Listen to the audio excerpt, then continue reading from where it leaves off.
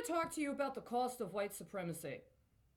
I want to specifically talk to you about the cost of white supremacy in the context of a national identity and an attempt to identify oneself as white in consideration of an understanding of rights to self determination. First, I'm going to disclose, for those that do not already know, that when I was in Chicago for a period of time, I was a teacher of a martial art to young men and women. The age range was between 10 and 16 years old. Almost all of them were African American. I was proud of the time that I got to be an instructor. What occurred with my parting and the manners regarding the situation between me and the administration of the church is still an outstanding matter that I'm dealing with in the manners that need to be dealt with in that regard. But I would never do anything to shame or to speak ill of the young people that I was in a position to witness at that stage in their life. Every one of them was a genius.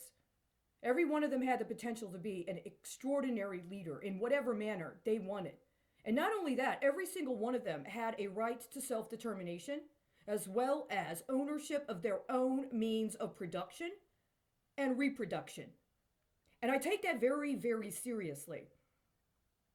Now, what if, as a teacher, one of my students should come to me and say, Miss Charity, I don't want to date anybody that's not black. I don't want to marry anybody that's not black. I don't want anybody working in my business that's not black. I want to support black business. I want to support black community. Would I tell that person that was racist? You need to understand, black-owned businesses have a very, very significant and important power and legacy in the history of Chicago. There are entire political movements, including political movements for self-determination, that rely on and have a political commitment to primarily supporting and preferencing businesses from their own community as a way of identifying themselves and also creating things that represent who they are. When they engage in relationships with other communities, the way that they've constituted themselves and determined who they are says a lot about what goes into what they have to share with other people. And here's the thing. I would never tell a young black student of mine that he does not have a right to invest in black-owned businesses, including in a manner that gave a specific understanding of the role and the importance of black-owned businesses in the community. Would I say that I personally do not support affirmative action, or I personally do not support an exclusivist or separatist political movement? Yes, I would. I have said since I had any sort of consciousness and political acumen where I shared with other people, including in a role of an educator, I believe very strongly in separatist spaces, including separatist spaces regarding production, including also in consideration of developing political and commercial endeavors. But I don't believe in separatist movements. Personal relationships and family relationships, however, are different. I have dated people that were not of my race, but to be honest with you, I've never really committed myself to identification based upon race or ethnicity. And I won't. That's my personal choice. I've had relationships with people, including people that had a very, very strong feeling of community belonging. And insofar as they understood where they came from, both ethnically as well as politically and nationally, at certain points, I was told that I was not considered to be a life partner. Their understanding of what they wanted for their family and for their society was based on understanding that they wanted to marry and have a partner and have children with somebody from their ethnicity and from what they understood to be a definition of their nation.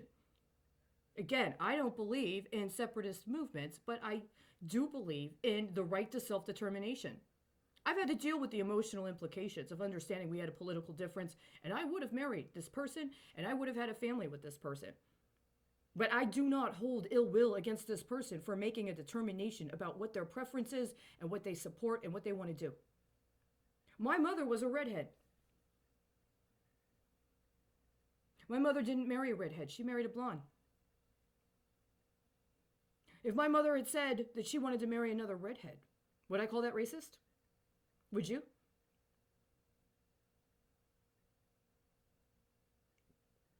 I have never considered a ethno-national identity as white to be viable politically for myself personally. But something's happened in the last 10 years, especially, where in the undercurrent of my experiences is an intonation or accordation of identification of me as somehow being allied with a political movement that sees white identity as a basis for self determination. I have not had any conversations with anybody that has spoken to me about their political understanding either of a national identity or of political priorities from that perspective. So, in the void of such conversations in my life personally, I cannot really make a determination about what I would understand to be a common ground with which to organize with such people, or what would be considered so adversarial that it constitutes a red line. But I do know that under the pretenses of acts of defamation and slander, and people claiming that they have a right and an entitlement to both social positioning and economic resources based upon standards associated with genotyping, that I'm not going to sit here and repudiate or confess my relationship with white supremacy. Unfortunately, what were given as very cogent critiques that I respected and believed in regarding the social evil of white privilege, specifically white privilege as it expresses itself in a context of white people in political movement with people of color, as a vestige of the evils of white supremacy, honestly, in the last 10 years, has not panned out when it comes to an accurate reflection of the implications and the saturation of corruption in our culture in the United States. It has not panned out.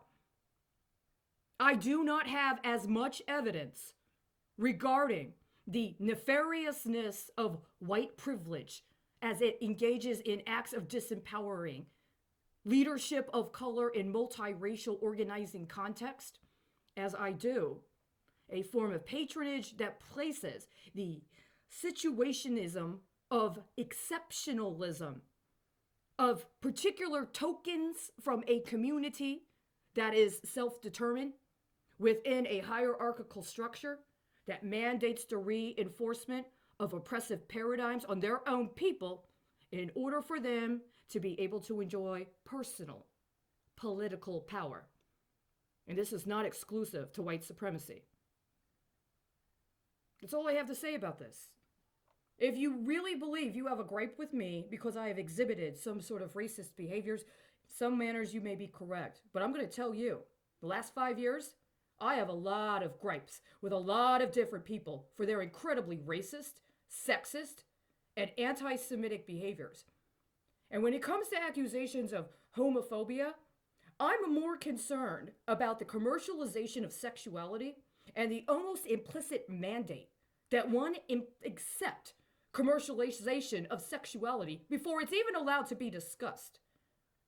So if you want a recomportment because you feel like somehow it is due, then you need to understand all politics comes from self-interest. And that starts with honesty.